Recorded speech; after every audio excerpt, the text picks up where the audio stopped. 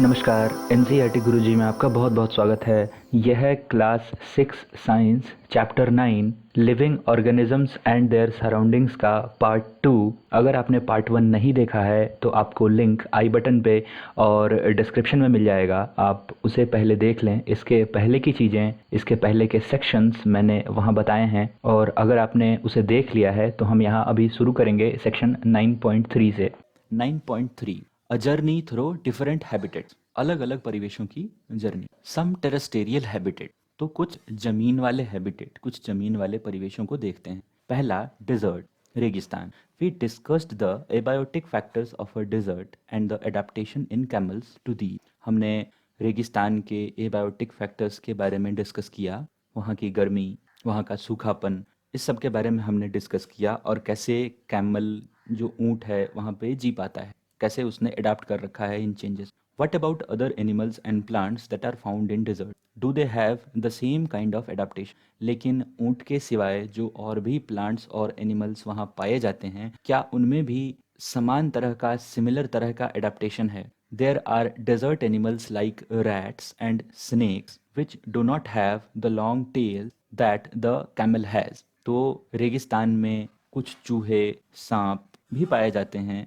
जिनके पास ऊँट की तरह बड़े पैर नहीं हैं। To stay away from intense heat during the day, they stay in burrows deep in the sand. Burrows विल को बोलते हैं। तो दिन के समय जब रेगिस्तान में काफ़ी गर्मी होती है, तो ये जो सांप और चूहे हैं वो सैंड के अंदर, बालू के नीचे बिल में रहते हैं, ताकि उन्हें इस तीखी गर्मी से राहत मिले, इस इंटेंस हीट से वो बच सके। These animals come out only during the night when it is cooler. ये चूहे और सांप केवल रात के समय बाहर निकलते हैं जब बाहर ठंडी होती है। Figure 9.5 shows some typical plants that grow in desert. How are these adapted to the desert? तो यह है फिगर 9.5। यहाँ डेजर्ट में पाए जाने वाले कुछ प्लांट्स को दिखाया गया है, पौधों को दिखाया गया है। तो ये कैसे खुद को अडाप्ट कर पाते हैं इस रेगिस्तान वाले इलाके में, इसके बारे में अब देखेंगे एक्टिविटी 3 में।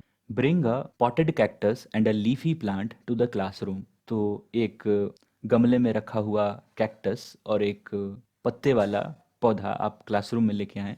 Tie polythene bags to some parts of the plant. तो ये जो दो गमले वाले पौधे हैं, इसके कुछ पार्ट्स में आप पॉलीथीन बांध दें, as was done in activity 4 in chapter 7, जैसा हमने चैप्टर 7 की एक्टिविटी 4 में किया। Where we studied transpiration in plant, जहां हमने प्लांट में होने वाले ट्रांसपिरेशन के बारे में पढ़ा था। Leave the potted plants in the sun and observe after few hour. तो ये जो दो पॉटेड प्लांट्स हैं, एक लीफ वाले और एक कैक्टस, इन दो प्लांट्स के कुछ पार्ट्स में पॉलीथीन बांध के धूप में कुछ देर रखने के बाद आप इन्हें ऑब्जर्व करें। व्हाट डू यू सी, आप क्या देखते हैं? Do you notice any difference in amount of water collected on the two polythene bags? तो पत्ते वाले पौधे में आपको ज़्यादा पानी कलेक्टेड मिलेगा, और कैक्टस वाले पॉलीथीन में आपको काफ़ी कम पानी कलेक्टेड मिलेगा। Desert plants lose very little water through transpiration. तो जो रेगिस्तान के प्लांट्स हैं, जो पौधे हैं, वो बहुत कम पानी लूज करते हैं ट्रांसपिरेशन के through. The leaves in desert plants are either absent, very small, और they are present in shape of spines. तो जो रेगिस्तान वाले, जो डिज़र्ट वाले पौधे हैं, उनमें जो पत्ते होते हैं वो या तो नहीं होते, या फिर बहुत छोटे होते हैं, या फिर कांटे के रूप में प्रेजेंट होते हैं, स्पाइन्स के रूप में प्रेजेंट होते हैं। This helps in reducing loss of water from leaves through transpiration. और ये जो चीज़ें हैं, पत्तों का छोटा होना या नहीं होना, या कांटों के रूप में प्रेजेंट होना, ये चीज़ें डिज़र्ट वाले प्लांट्स को हेल्प करती हैं कम ट्रांसपिरेशन करने के लिए, या पानी कम वेस्ट करने के लिए ट्रांसपिरेशन के through. The leaf like structure you see in cactus is in fact its stem. तो पत्तों के आकार का जो स्ट्रक्चर आप कैक्टस में देखते हैं, वो वास्तव में पत्ता नहीं, उनका तना है, उनका स्टेम है। Photosynthesis in these plants is usually carried out by stems. तो ऐसे प्लांट्स में, कैक्टस जैसे प्लांट्स में, जो फोटोसिंथेसिस का प्रोसेस है वो आमतौर पे स्टेम्स के द्वारा, तनों के द्वारा कैरी किया जाता है, मतलब होता है। The stem is also covered with thick waxy layer which helps to retain water।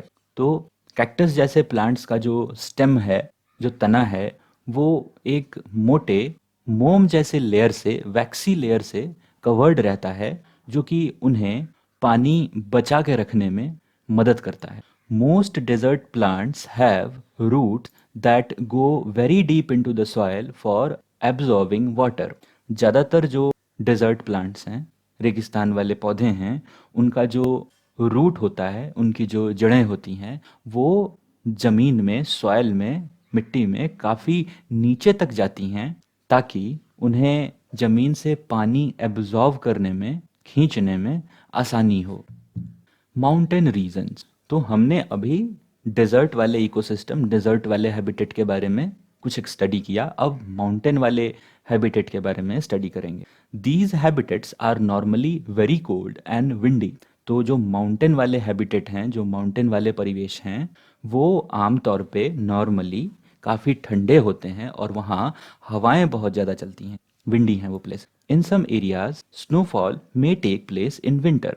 कुछ माउंटेन वाले जगहों पे ठंडे के समय, जाड़े वाले मौसम में स्नोफॉल भी हो सकता है, बर्फबारी भी हो सकती है। There are large variety of plants and animals living in the mountain regions. पहाड़ पे रहने वाले लिविंग ऑर्गेनिजम्स में, प्लांट्स और एनिमल्स में काफ़ी वैरायटी पाई जाती है, काफ़ी डिफरेंसेस पाए जाते हैं। Have you seen the kind of tree shown in figure 9.6? Figure 9.6 में जिस तरह के पेड़ दिखाए गए हैं, क्या आपने वैसे पेड़ देखे हैं?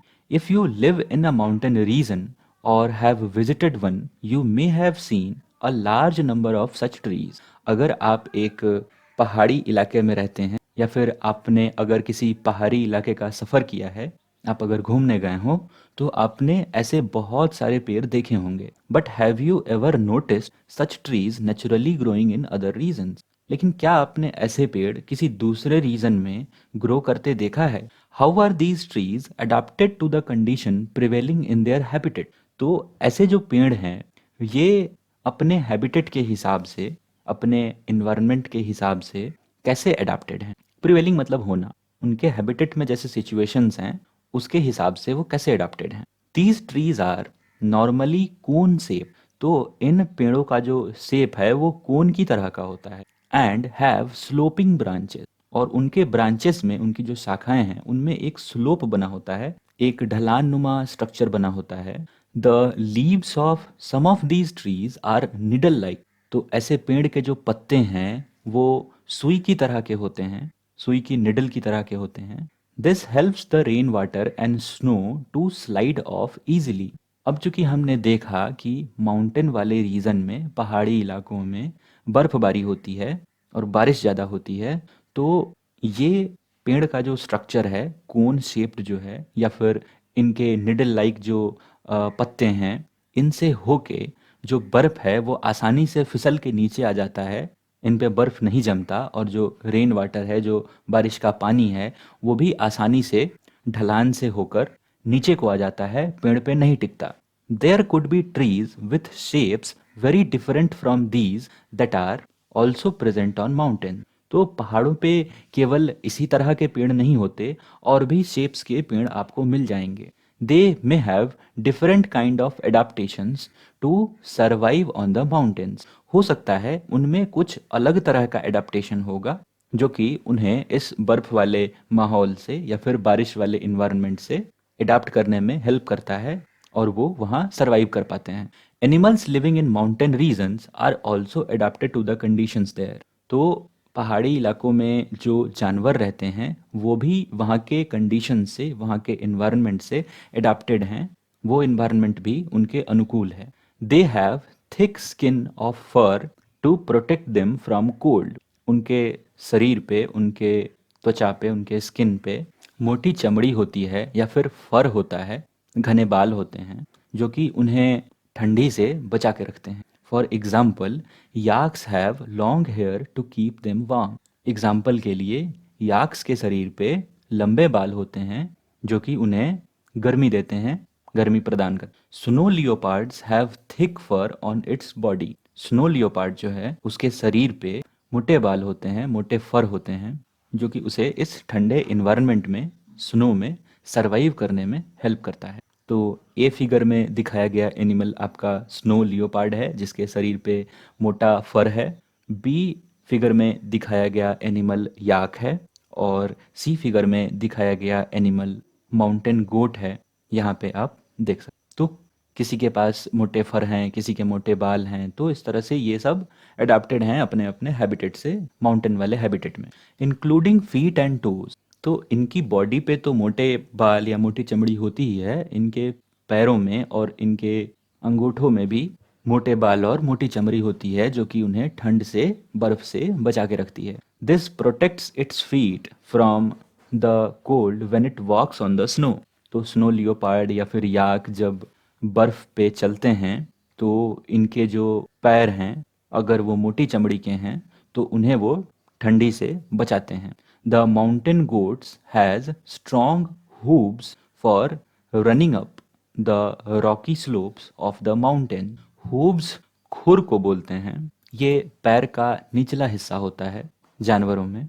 तो जो माउंटेन गोट है, पहाड़ों पे पाई जाने वाली जो बकरी है, उसके जो खुर होते हैं वो काफ़ी स्ट्रांग होते हैं, मजबूत होते हैं, ताकि वो पहाड़ की जो ढलान होती है उस पे चढ़ सकें या दौड़ सकें। As we go up in the mountainous regions the surroundings change and we see different kinds of adaptations at different heights. अगर हम पहाड़ पर और ऊंचे जाएंगे तो एडाप्टेशन चेंज करता है और हमें अलग अलग तरह के एनिमल्स मिलेंगे जो कि उस खास इन्वायरमेंट से एडाप्टेड हैं। हम अब माउंटेन वाला डिस्कशन ख़त्म कर चुके हैं, अब ग्रासलैंड के बारे में डिस्कस करेंगे। ग्रासलैंड का मतलब घास वाला मैदान, घास वाला स्थान। A lion lives in a forest or a grassland and is a strong animal that can hunt and kill animals like deer. Forest या ग्रासलैंड में पाया जाने वाला एक एनिमल लायन है, शेर है, जो कि काफ़ी स्ट्रांग है, काफ़ी मजबूत है, ताकि वो शिकार कर सके हिरन जैसे जानवरों का, उन्हें मार सके और अपना भोजन चला सके।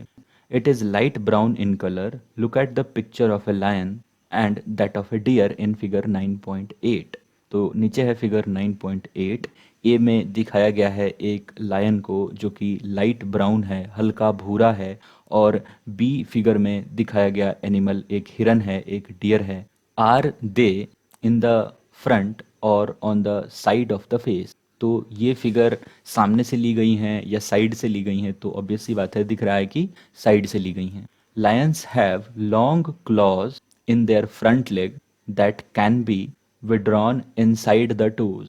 तो शेर के पास अगले पैर में लंबे पंजे होते हैं, क्लॉज होते हैं, जिसे वो अपने पैरों के अंदर, टोज के अंदर, उंगलियों के अंदर समेट सकता है। Do the features of lion help it in any way to survive. तो लायन का जो ये सब फीचर है, उसका स्ट्रांग होना या फिर उसके पास इन स्पेशल क्लॉज का प्रेजेंट होना, क्या ये सब लायन को सर्वाइव करने में हेल्प करता है? तो हाँ, हेल्प करता है। Its light brown colour helps it to hide in dry grass land when it hunts for prey. Prey का मतलब है शिकार, एनिमल्स टू ईट।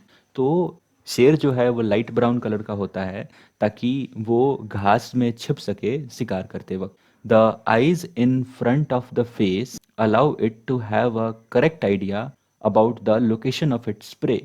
शेर की जो आंखें हैं वो आगे की तरफ होती हैं, जो कि वो उसके शिकार के लोकेशन को करेक्टली, सही तरीके से आइडेंटिफाई करने में हेल्प करता है। A deer is another animal that lives in forest and grasslands. हिरन एक दूसरा जानवर है जो कि जंगलों में या ग्रासलैंड्स में रहता है।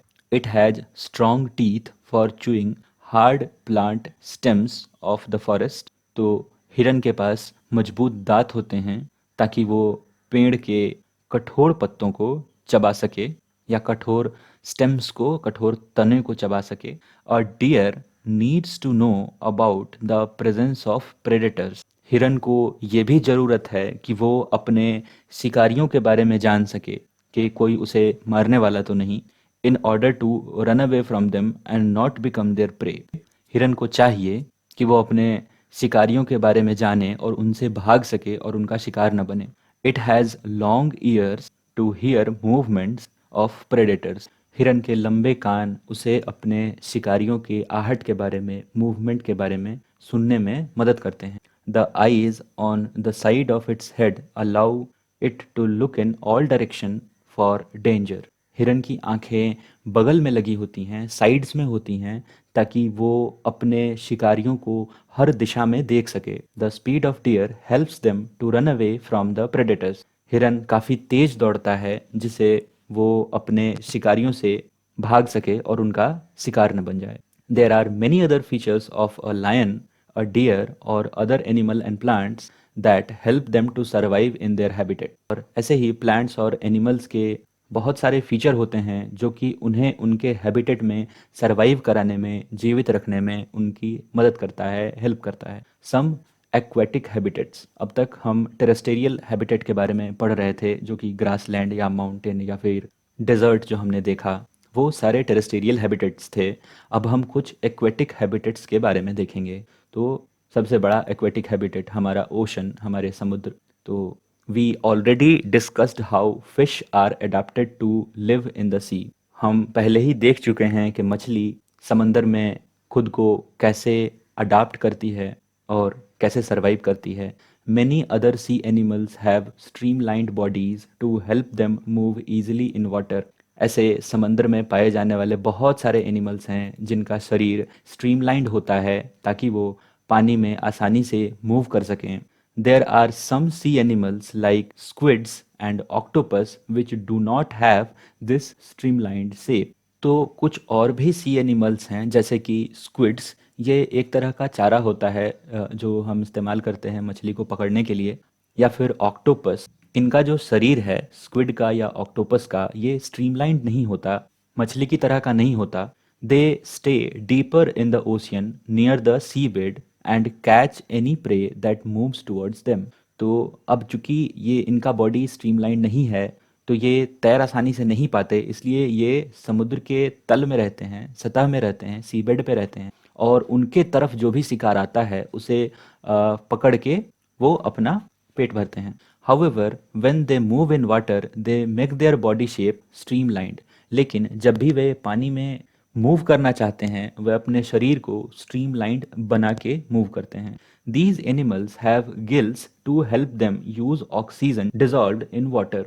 इन जानवरों के पास गिल्स होते हैं, गलफड़े होते हैं, जो कि हेल्प करते हैं उन्हें पानी में घुले हुए ऑक्सीजन को यूज करने में। There are some sea animals like dolphins and whales that do not have gills. तो कुछ ऐसे भी एनिमल्स हैं जो सी में हैं लेकिन उनके पास गिल्स नहीं है, गलफरे नहीं है। They breathe in air through nostrils और blow hole that are located on upper parts of their head. तो ये जो होल्स या नॉस्ट्रिल्स, नाक के छेद या ब्लो होल्स, उनके शरीर के ऊपरी हिस्से, उनके हेड पे, उनके सर पे लगा होता है। This allows them to breathe in air when they swim near the surface of water. वे पानी के सतह पे तैरते हैं और हवा में सांस लेते हैं। They can stay inside water for a long time without breathing. वे पानी के अंदर भी बहुत ज़्यादा समय तक रह सकते हैं बिना सांस लिए। They come out to the surface from time to breathe in air. वे पानी के नीचे से पानी के सतह तक आते हैं ताकि वो हवा में सांस ले सकें। Did you ever see this interesting activity of dolphins in television programme or films on ocean life? आपने डॉल्फिन को देखा होगा टीवी में या फिर किसी ऐसे फिल्म में जहाँ पे ओशन लाइफ को दिखाया गया है कि कैसे वो गोता लगाती है, उसकी एक्टिविटीज़ के बारे में। तो ये ओशंस के बारे में था। अब एक दूसरा एक्वेटिक हैबिटेट लेते हैं हम, पॉन्ड्स एंड लेक्स, पोखर और झील। Have you seen plants growing in ponds? क्या आपने पोखरे में पौधे को उगते देखा है? Lakes, rivers and even some drain. तो ये पौधे आपको झील में, पोखर में, नदी में या फिर नालियों में भी मिल सकते हैं। Go on a field trip to a nearby pond if possible and try to draw the kind of plants that are seen there. आप अपने पास के किसी पोखर पे जाएं और वहाँ पे पाए जाने वाले कुछ पौधों को ऑब्जर्व करें और उनकी ड्राइंग बनाने की कोशिश करें। How are the leaves, stems and roots of these plants placed? तो इन पौधों के जो पत्ते हैं इनका जो तना है और इनकी जो जड़ें हैं वो कैसे रहती हैं, इसे आप अपने ड्राइंग में दर्शाएं, दिखाएं। Some of these plants have their roots fixed in the soil below the water. कुछ पौधे ऐसे होंगे जिनकी जो जड़ें हैं वो पानी के नीचे लगी होंगी। In terrestrial plants roots normally play a very important role in the absorption of nutrients and water from soil। Terrestrial plant में जो जमीन पे पाए जाने वाले पौधे हैं उनमें जो जड़ें हैं वो काफ़ी इम्पॉर्टेंट रोल प्ले करती हैं ताकि वो ज़मीन से न्यूट्रिएंट्स और वाटर एब्जॉर्व कर सकें। However in aquatic plants roots are much reduced in size and their main function is to hold the plant in place. लेकिन अगर एक्वेटिक प्लांट्स की बात करें, पानी में पाए जाने वाले पौधों की बात करें, तो उनकी जो जड़ें हैं वो काफ़ी छोटी होती हैं साइज़ में, आकार में। एंड उनका जो मेन फंक्शन है, जो मुख्य उनका फंक्शन है, वो है कि प्लांट को, पौधे को एक जगह पकड़ के रखें, वो पानी में बह न जाएं। The stem of these plants are long, hollow and light. Aquatic plants के जो तने हैं वो काफ़ी लंबे होते हैं, खोखले होते हैं और हल्के होते हैं। The stems grow up to the surface of water while the leaves and the flowers float on the surface of water। तो एक्वेटिक प्लांट्स का जो स्टेम है वो ग्रो करता है ताकि जो प्लांट का फ्लावर है और जो प्लांट के पत्ते हैं वो पानी के सतह पर तैर सकें। Some aquatic plants are totally submerged in water. कुछ एक्वेटिक प्लांट्स पानी में पूरी ही तरह डूबे होते हैं। All parts of such plants grow under water. ऐसे पौधों के सारे पार्ट्स पानी के अंदर ही ग्रो करते हैं। Some of these plants have narrow and thin ribbon like leaves. कुछ ऐसे पौधों में मोटे और रिबन की आकार के पत्ते होते हैं। These can bend in the flowing water. ये बहते पानी में मुड़ सकते हैं। In some submerged plants leaves are often highly divided through which the water can easily flow without damaging them. कुछ डूबे हुए एक्वेटिक प्लांट्स में जो पत्ते होते हैं वो बहुत ही ज़्यादा डिवाइडेड होते हैं, टूटे हुए होते हैं, बिखरे हुए होते हैं, जिनसे होके पानी आसानी से बह पाता है और वो प्लांट को नुकसान नहीं पहुंचाता, डैमेज नहीं करता। Frogs usually have ponds as their habitat. तो मेंढक जो हैं उनका हैबिटेट जनरली पोखर होता है, पॉन्ड होता है। Frogs can stay both inside the pond water as well as move on land। तो मेढक पानी के अंदर भी रह सकते हैं और वो लैंड पे भी रह सकते हैं, जमीन पे भी रह सकते हैं। They have strong back legs that help them in leaping and catching their prey। मेंढक का जो पिछला पैर है वो काफ़ी मजबूत होता है ताकि वे छलांग लगा सकें और अपने शिकार को पकड़ सकें। They have webbed feet which help them swim in water। उनका जो पैर है वो जालीनुमा है, जालीदार पैर है, जिससे वो पानी में आसानी से तैर सकते हैं। We have discussed only a few common animals and plants compared to the wide variety of that living in different habitat। तो हमने कुछ ही प्लांट्स और एनिमल्स को कंपेयर किया है अलग अलग हैबिटेट्स से। यहाँ पे और भी बहुत तरह के प्लांट और एनिमल्स पाए जाते हैं। You may have also notice that very wide variety in plant around you when you prepare a herbarium as a part of suggested activity in chapter 7। आप अपने आसपास प्लांट्स और एनिमल्स में काफ़ी वैरायटी नोटिस करेंगे जब आप वो हर्बेरियम बनाएंगे जो आपको चैप्टर 7 की एक्टिविटी में सजेस्ट किया गया है। हर्बेरियम क्या होता है? हर्बेरियम सूखी वनस्पतियों का संग्रह होता है, सूखी जड़ी बूटियों या फिर सूखी फूल पत्तियों का संग्रह होता है। तो अगर आप वो एक्टिविटी करेंगे तो आप अपने आसपास काफ़ी वैरायटी पाएंगे प्लांट्स में। Imagine the kind of variety that you could see in a herbarium of leaves of plants from all region of the earth. तो चैप्टर 7 वाली एक्टिविटी में आप अपने घर के आसपास के सूखे पत्तों को इकट्ठा करेंगे, लेकिन अगर आप इमेजिन करें कि धरती के हर कोने से अगर हम सूखे पत्ते इकट्ठा करके हर्बेरियम बनाएं तो वहाँ हमें कितनी बड़ी वैरायटी मिलेगी। 9.4 characteristics of the living beings. तो हमने अभी डिफरेंट टाइप्स ऑफ हैबिटेट्स के बारे में जाना। अब हम लिविंग बीइंग्स के कुछ कैरेक्टरिस्टिक्स, कुछ विशेषताओं के बारे में जानेंगे। We went on a journey through different habitats and discuss many plants and animals. हम अलग अलग हैबिटेट्स से होकर गुजरे और वहाँ पे हमने अलग अलग प्लांट्स और एनिमल्स के बारे में डिस्कस किया। In activity 1 we listed object, plants and animals found in different surroundings. Activity 1 में हमने ऑब्जेक्ट्स और प्लांट्स, पौधे और एनिमल्स, इन सबको लिस्ट किया था जो कि अलग अलग सराउंडिंग में पाए जाते थे। Suppose we stop a while and think which example in our list are living. अगर हम उस लिस्ट में खोजें कि कौन सी चीज़ें जो हमने लिस्ट करी हैं वो लिविंग हैं। Let us think of examples from a forest. आइए जंगल में पाए जाने वाले कुछ एग्जाम्पल्स के बारे में सोचें। Trees, creepers, small and big animals, birds, snakes, insects, rock, soil, water, air, dry leaves, dead animals, mushrooms, and mosses may be only some of the objects that are present in the forest. Which of these are living? तो जंगल में पाए जाने वाले कुछ objects, कुछ animals और plants जैसे कि ट्रीज, पेड़, क्रीपर्स, रेंगने वाले जीव जंतु, छोटे और बड़े एनिमल्स, पक्षी, सांप, कीड़े मकोड़े। तो यहाँ तक जो चीज़ें हैं वो लिविंग हैं। इसके बाद जो रॉक्स है वो नॉन लिविंग है, सॉइल नॉन लिविंग है, वाटर नॉन लिविंग है। सिमिलरली एयर, ड्राई लीव, हवा, सूखे पत्ते, मरे हुए जानवर, मशरूम और मॉस। मॉस का मतलब है काई या दलदल।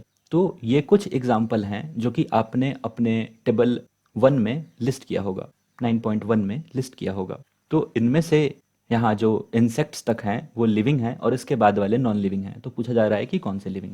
Think of objects that you can see around you at this moment and group them as living and non living. आप अभी अपने आसपास जितनी चीज़ें देख पा रहे हैं उनमें से कौन लिविंग है और कौन नॉन लिविंग है उसके बारे में सोचिए। In some cases it is easy for us to know. For example, objects like chair और a table in our home, we know that they are not alive. Paheli was reading this rhyme from Complete Nonsense written by Edward Lear। तो ये एक rhyme है जिसे पहेली पढ़ रही थी। उसके हाथ में ये बड़ा सा पेपर है और ये वो राइम है जो कि एडवर्ड लायर के द्वारा लिखा गया है। इसे आप पढ़ें। Paheli and Boojho found the poem so very funny because they knew that a chair or a table is not alive and it cannot talk, walk or suffer from the usual problems that all of us face। इस कविता में जो problems हम face करते हैं वो problem table, chair face नहीं कर सकते। ये बात पहेली और बूझो जानते थे, इसलिए उन्हें ये पोएम काफ़ी फनी लगा। अ chair, table, stone or a coin, we know that they are not alive. Similarly, we do know that we are alive and so are all the people of the world. We also see animals around us that are so full of life: dogs, cats, monkeys, squirrels, insects and many others। हम जानते हैं कि हम जीवित हैं, हम alive हैं। उसी तरह दुनिया के जितने भी लोग हैं वो सारे जीवित हैं। जो जानवर हैं हमारे आसपास वो भी जीवन से पूरी तरह भरे हुए हैं, जैसे कि कुत्ते, बिल्लियाँ, बंदर, गिलहरी, कीड़े। तो ये सारे जीवित हैं, ये सारे अलाइव हैं, ये सब लिविंग बींग्स हैं, हम जानते हैं। How do we know that something is living? हम कैसे जान पाते हैं कि कोई लिविंग है?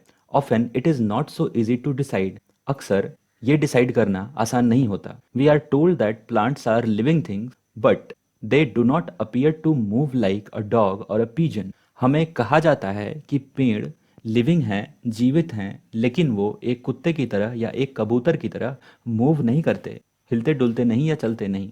On the other hand a car or a bus can move, still we consider them as non living. वहीं दूसरी तरफ एक कार और एक बस मूव कर सकता है लेकिन हम उसे नॉन लिविंग कहते हैं। ऐसा क्यों? Plants and animals appear to grow in size with time. Plant और एनिमल समय के साथ बड़े होते हैं, but then at times cloud in the sky also seems to grow in size. लेकिन कभी कभी हम देखते हैं कि आसमान में जो बादल है वो भी समय के साथ बड़ा हो रहा है। Does it mean that clouds are living? तो क्या इससे हम ये समझें कि बादल जीवित हैं? तो ऐसा नहीं है। No. So how does one distinguish between living and non living thing? तो एक आदमी कैसे डिस्टिंग्विश करेगा, कैसे डिफरेंस करेगा एक लिविंग और एक नॉन लिविंग चीज़ में? Do living things have some common characteristics that make them very different from non living? तो क्या लिविंग थिंग्स के पास, जो जीवित चीज़ें हैं उनके पास कुछ ऐसे कैरेक्टरिस्टिक्स हैं जो कि नॉन लिविंग थिंग्स से उन्हें डिफरेंट बनाती है? You are a wonderful example of a living being. आप एक जीवित बीइंग के एक बेहतरीन एग्जाम्पल हैं। What characteristics do you have which make you different from a non living thing? तो आपके पास ऐसी क्या विशेषताएं हैं जो आपको एक नॉन लिविंग थिंग से डिफरेंट बनाती है? List a few of these characteristics in your notebook. आप अपनी नोटबुक में इस चीज़ का एक लिस्ट बनाएं कि आप में क्या डिफरेंट है जो कि नॉन लिविंग थिंग में नहीं है। Look at your list and mark those characteristics that you have listed, which may also be found in animals or plants. आपने अपने बारे में और एक नॉन लिविंग थिंग्स के बारे में डिफरेंस का जो कैरेक्टरिस्टिक्स का लिस्ट बनाया है, उसमें से उन कैरेक्टरिस्टिक्स को मार्क करें जो कि एनिमल्स में भी पाए जा सकते हैं। Some of these characteristics are perhaps common to all living things. कुछ ऐसे कैरेक्टरिस्टिक्स होंगे जो कि सारे लिविंग थिंग्स के लिए कॉमन होंगे। Do all living things need food? तो क्या सभी जो जीवित चीजें हैं उन्हें खाना चाहिए, फूड चाहिए? In chapter 1 and 2 we learn that all living things need food and how essential is it to animals and to us. तो चैप्टर 1 और 2 में हमने पढ़ा कि जितनी भी जीवित चीजें हैं उन्हें खाना चाहिए और वो कितना इम्पॉर्टेंट है एनिमल्स के लिए और हमारे लिए। We have also learned that plants make their own food through the process of photosynthesis. हमने ये भी पढ़ा था कि प्लांट्स अपना खाना खुद बनाते हैं फोटोसिंथेसिस की प्रक्रिया से, फोटोसिंथेसिस के प्रोसेस से। Animals depend on plants and other animals for their food. जानवर पौधों पे और दूसरे जानवरों पे अपने खाने के लिए डिपेंड करते हैं, निर्भर होते हैं। Food gives organisms the energy needed for them to grow. खाना जीवों को वो ऊर्जा प्रदान करता है, वो एनर्जी देता है जिससे वो ग्रो कर सकें, बढ़ सकें। Organisms also need this energy for other life processes that go on inside them. जीवों को ये एनर्जी इसलिए भी चाहिए कि वो उन लाइफ प्रोसेसेस को सपोर्ट कर सकें जो उनके अंदर चलता है। हमारे शरीर के अंदर चलने वाला लाइफ प्रोसेस, जैसे कि हमारे खाने का पचना, फूड का डाइजेस्ट होना, इसके लिए हमें एनर्जी चाहिए होती है। तो सिमिलरली वैसे ही सारे ऑर्गेनिजम्स को अपने लाइफ प्रोसेसेस को चलाने के लिए एनर्जी चाहिए होती है और वो एनर्जी उन्हें फूड से मिलती है, इसलिए सभी लिविंग बीइंग्स को फूड चाहिए। तो आज की इस वीडियो में बस इतना ही रखते हैं। हमारी इस वीडियो को देखने के लिए आपका बहुत बहुत धन्यवाद। मिलता हूँ आपसे अगली वीडियो में, तब तक के लिए बाय बाय।